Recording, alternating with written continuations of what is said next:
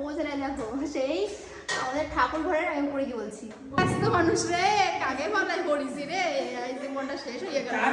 কটা বাজে রাতে খেতে হবে। এই যে আমাদের দ্বিতীয় নম্বর গ্যাস, দ্বিতীয় নম্বর ওভেন দেখো ভাই, সত্য যুগের ওভেন।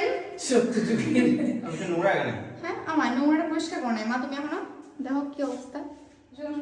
এইদিকে অ্যাকচুয়ালি গ্রিল করে লাগিয়েছে তো নোংরাটা প্রচুর এখানে হয়ে গেছে। তো এটা এখন সেট করবো। এটা বেসিক্যালি আমাদের ভালো করে দেখাই, এইটা হচ্ছে আমাকে যেই ঠাকুর ঘরের ভোগ রান্না করতাম তোমরা দেখেছো, ঠাকুর ঘরের ওভেন, যেটা আমরা এখন এই ঘরে লাগাবো কারণ এক্সট্রা আর কোনো ওভেন নাই, যেহেতু নিরামিষই আমি খাবো, ডাল ঢাল হ্যান ত্যান, তো আমিষ ছোঁয়ানোই এই কিচেনে আমিষ ছোঁয়ানোই হবে না, তো সেই কারণেই নিরামিষের মানে ঠাকুর ঘরের যে ওভেনটা ছিল সেটা আর গ্যাস সিলিন্ডার সেটা আমরা এখানে নিয়েছি। এখন মা বলছে ঠাকুর ঘরের জন্য যে ভোগ রান্না করা হবে সেটাও এখানে করা যাবে, তো আমি তো খুব খুশি তার কারণে।